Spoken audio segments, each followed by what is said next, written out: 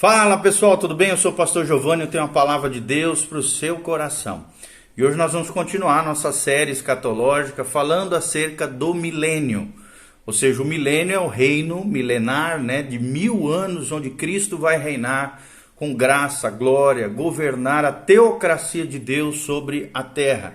E nós vamos compreender um pouquinho mais sobre isso, falando acerca da natureza do reino de Deus nesse período de governo de Cristo na terra, após a segunda vinda de Cristo, os julgamentos a Israel, os julgamentos dos gentios, e aqueles que sobreviverem a esse julgamento, passarem por esse teste, que é o que a Bíblia chama de julgamento dos bodes e das ovelhas, entrarão em esse reino glorioso e estarão ali com Cristo por 1000 anos, participando do governo de Cristo sobre a terra. Então nós vamos falar sobre a natureza do milênio.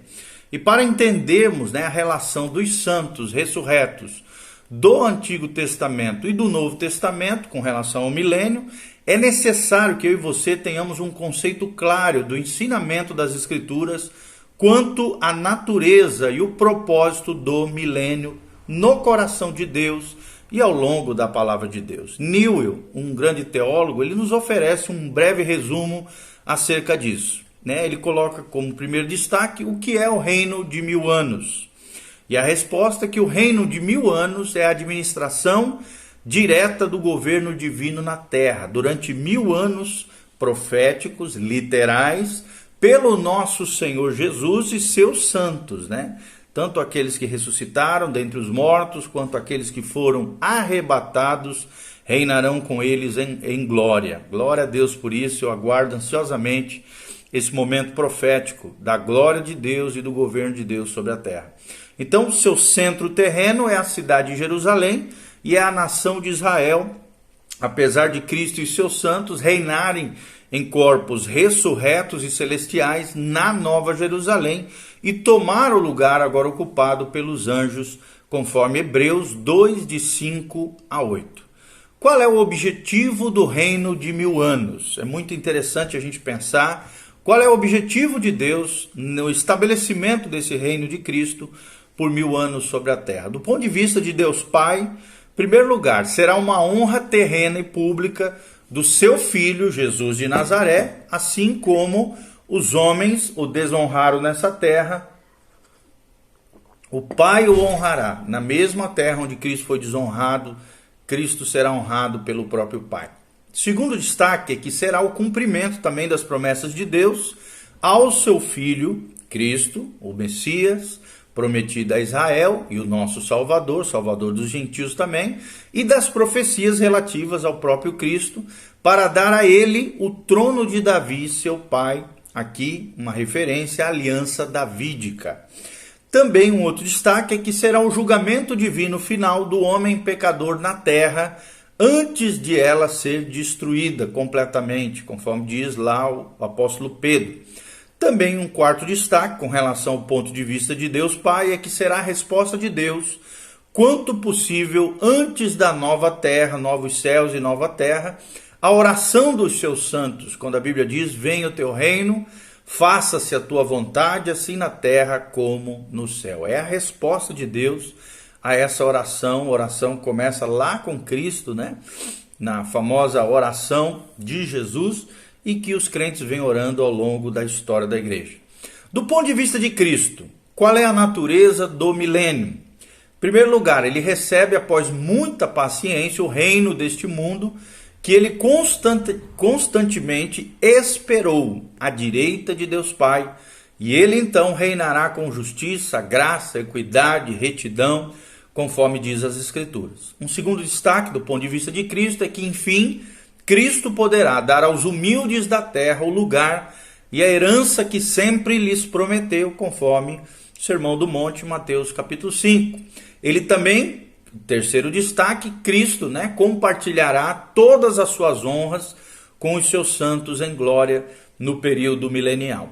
Do ponto de vista dos santos, dos crentes que foram ressuscitados ou arrebatados, o milênio leva a 3 classes de santos e também o Israel terreno a um estado de bênção indescritível, conforme a gente vê nas Escrituras. As próprias mudanças físicas ocorridas na terra revelam um pouco do carinho de Deus para o conforto e alegria de seus santos terrenos, conforme nos ensina a Escritura.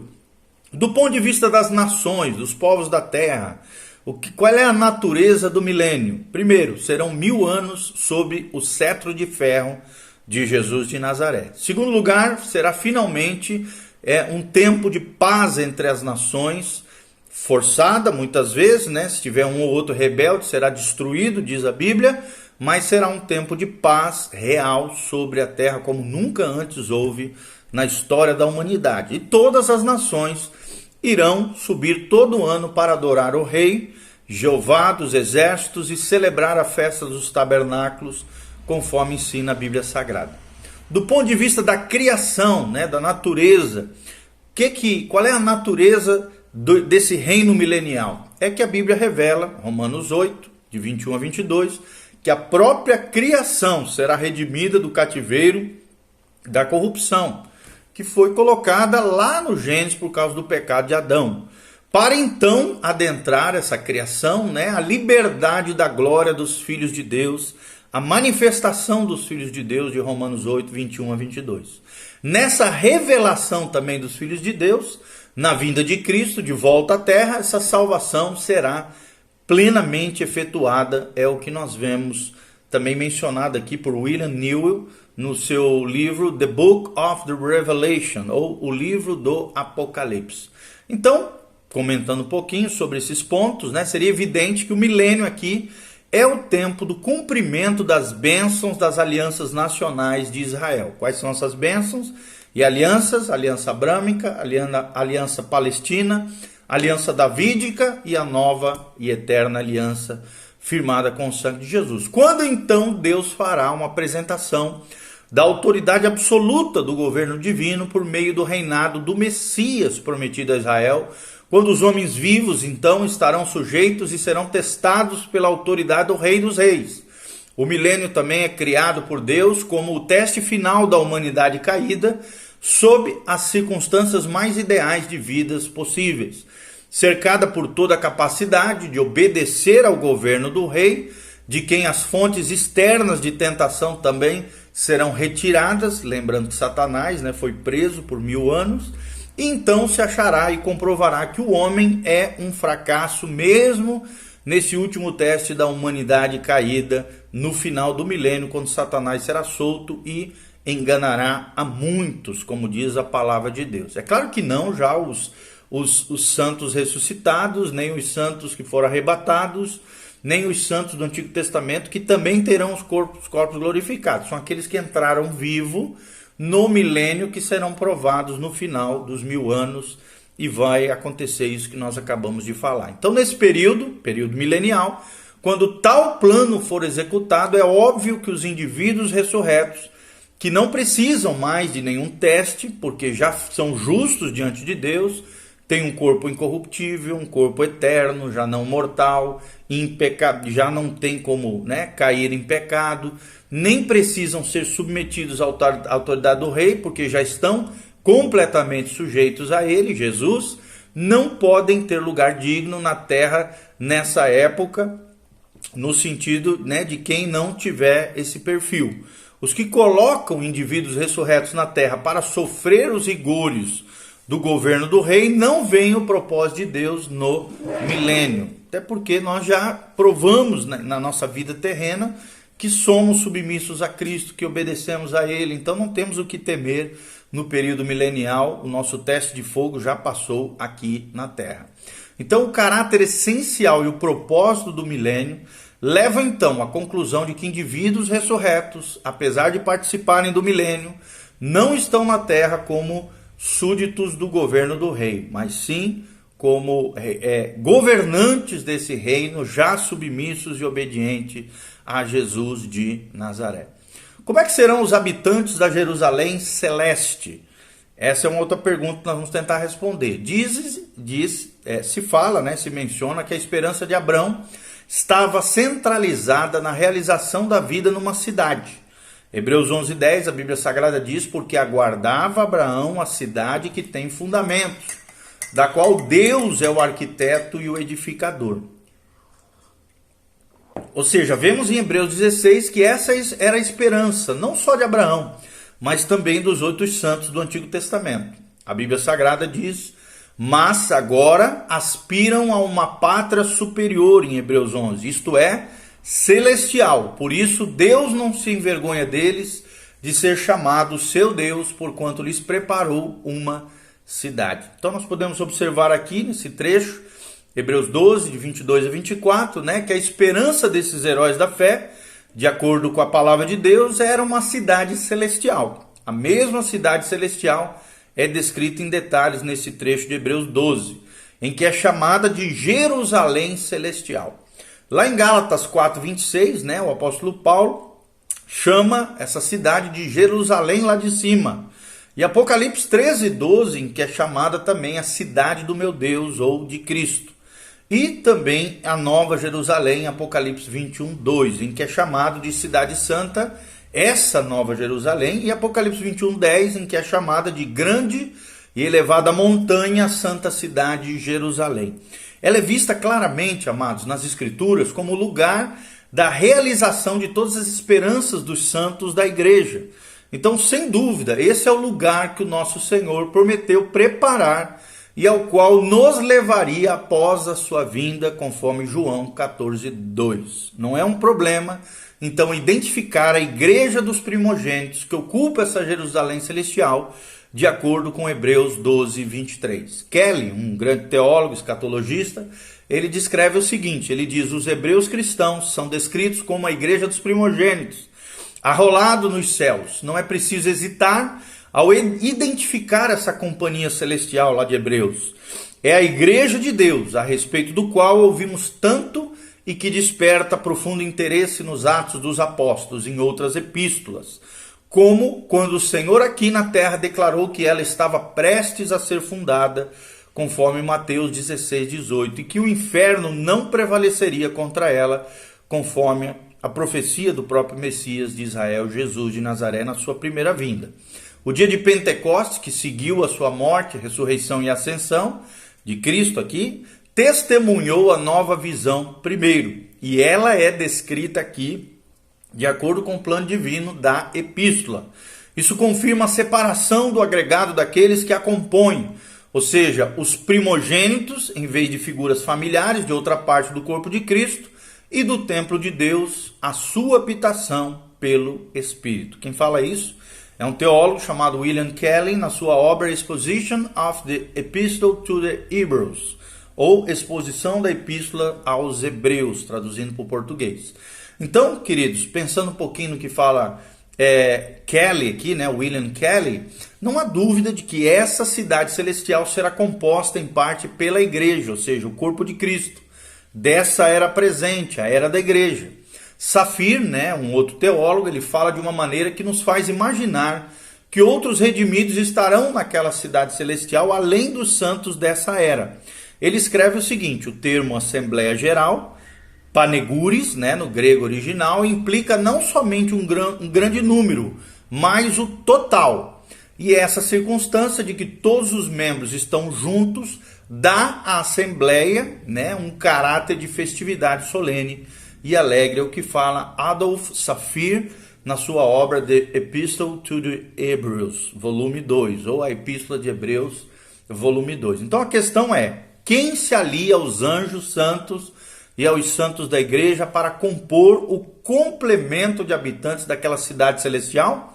É a pergunta, e a resposta está na frase: os espíritos de homens justos aperfeiçoados. Quem são eles? Esses são os santos do Antigo Testamento, que se relacionavam com Deus antes da graça operar por meio da justiça para a vida eterna através de Jesus Cristo. Como sabemos, no Evangelho do Reino, quando a fé se apoiava no Antigo Testamento na promessa, eles esperavam o que viria, ou seja, o Cristo que viria. E eles serão também parte abençoada do seu reino, conforme Apocalipse 20 menciona, quando também julgarão o mundo, conforme 1 Coríntios 6:2. A mesma distinção de nós aqui, na palavra, pode ser vista no fim dos versículos 39 e 40 de Hebreus 11. E é incrível, né, como prova o caso que eles são mostrados não como serão, mas como são, para que eles sem nós não fossem aperfeiçoados, é o que diz as Escrituras. Ou seja, eles não estarão num estado separado quando aquele dia, entre aspas, chegar. Eles serão ressuscitados dentre os mortos na presença de Cristo, na segunda vinda de Jesus em glória, ok? Ottman, um outro teólogo, também pergunta o seguinte, ele diz, Abraão e esses outros da mesma fé deixam de encontrar a cidade que eles buscavam? É a pergunta que faz Ottman, né? Esse teólogo que também ensina acerca da escatologia. E a resposta é não, não deixam. Ou seja, todos esses morreram na fé sem ter obtido as promessas, é o que diz Hebreus 11. Vendo-as, porém de longe, pela fé, saudando-as, confessando que eram estrangeiros e peregrinos sobre a terra, conforme diz Hebreus 11. Porque os que falam desse modo manifestam estar procurando uma pátria. E se na verdade se lembrassem daquela de onde saíram, teriam oportunidade de voltar, mas agora aspiram a uma pátria superior, isto é, a pátria celestial. Por isso Deus não se envergonhou deles, de ser chamado seu Deus, porquanto lhes preparou uma cidade, é o que nos afirma Hebreus 11, 13 a 16. Então, novamente, no fim desse trecho incrível do capítulo, é dito o seguinte, nas palavras do autor de Hebreus: Ora, todos estes que obtiveram bom testemunho por sua fé, não obtiveram, contudo, a concretização da promessa, por haver Deus provido coisa superior a nosso respeito, para que eles, sem nós, não fossem aperfeiçoados, é o que diz Hebreus 11, 39 e 40. Sem nós, eles não podem ser aperfeiçoados. Quem são esses nós?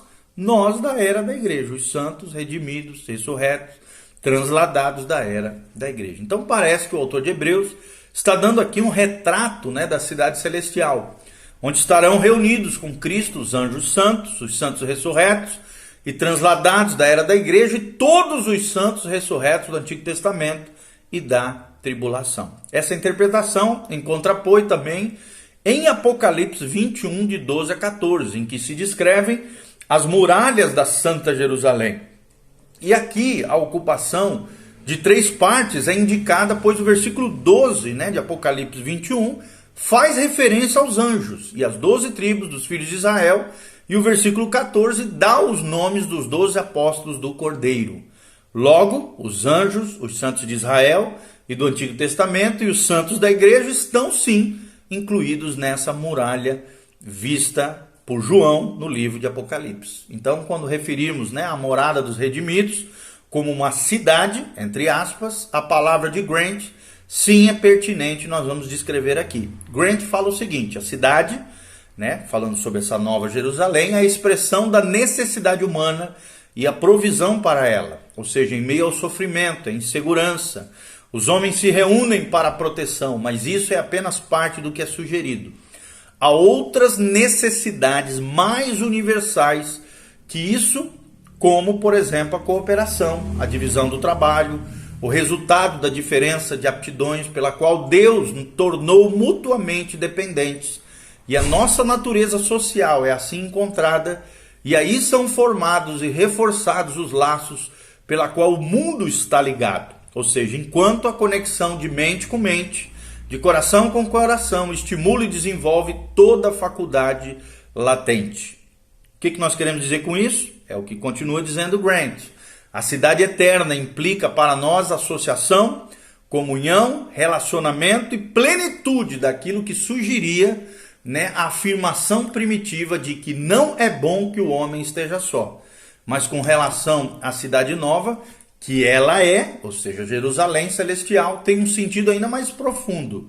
Aqui, o relacionamento dos santos com Cristo, que como a lâmpada de glória divina os ilumina, conforme diz Apocalipse, e explica tudo adequadamente.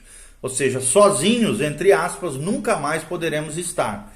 Estaremos com Ele na glória, toda a nossa humanidade encontrará resposta, satisfação e descanso pleno. Glória a Deus, louvado seja o nome do Senhor. Não sei você, meu coração, quando eu estudo sobre esses assuntos, né, leio esses teólogos, lemos essas obras escatológicas, nosso coração enche de júbilo, de alegria, de esperança, de vivermos um dia profeticamente, literalmente, né, essa experiência do reinado de Cristo no milênio, na glória, e da nova Jerusalém celestial. É o que afirma William Grant na sua obra The Revelation of Christ, ou A Revelação de Cristo. Então, pensando um pouquinho no que diz Grant e tudo aquilo que nós afirmamos até agora, é que essa cidade, então, teria tanta pertinência aos santos do Antigo Testamento quanto aos crentes do Novo Testamento. Então, podemos concluir assim que é um ensinamento constante das Escrituras que o Senhor reunirá para si, na cidade eterna, os anjos santos, os santos do Antigo Testamento, os crentes do Novo Testamento, e lá, em corpos ressurretos, glorificados, eles compartilharão da cidade literal em sua glória, na qual só podem entrar pela ressurreição. Devemos também observar que essa Jerusalém celestial não é o âmbito dos salvos vivos que vão para o milênio, pois eles se ocuparão de reconstruir a Jerusalém terrena como sua capital, mas sim a morada dos santos ressurretos durante o milênio. Ou seja, os viventes cumprirão as promessas nacionais do Antigo Testamento no milênio, enquanto os ressurretos cumprirão a esperança de uma cidade que tem fundamentos durante o milênio. Amém? Glória a Deus, louvado seja o nome do Senhor. Então, aqui estão descritos o que é a nova Jerusalém celestial que descerá do céu sobre a terra, conforme Apocalipse 21, que nós mencionamos, e também aprendemos o que é a natureza do milênio, quais são os objetivos nas diferentes perspectivas, do Pai, do Filho, das nações, dos santos e de todos esses relatos que nós trouxemos para vocês. Esperamos trazer mais um flash, uma luz de revelação, de glória, de iluminação, daquilo que nos aguarda lá no céu, na glória, no lugar que Deus ainda tem preparado para nós. As profecias vão ocorrer, meu amado. Mateus 24 diz: passarão os céus e a terra, porém as minhas palavras, disse Jesus, jamais passarão. Tomara que você esteja pronto, o arrebatamento está aí, a dispensação da graça está finalizando. Se santifique, se consagre. Maranata, hora vem, Senhor Jesus. Deixe seus comentários, dê um joinha, siga-nos nas redes sociais. Se você quiser semear nos nossos ministérios, aqui no link do YouTube tem como você fazer isso, e que a graça e a paz de Deus venha sobre você. Põe em ordem a tua casa, a tua vida. Jesus está voltando. Para voltar, ele vai voltar para buscar um corpo de Cristo, a igreja verdadeira, de homens e mulheres consagrados, santificados, cheios do Espírito Santo, obedientes à palavra de Deus, guiados pelo Espírito Santo de Deus. Amém e amém.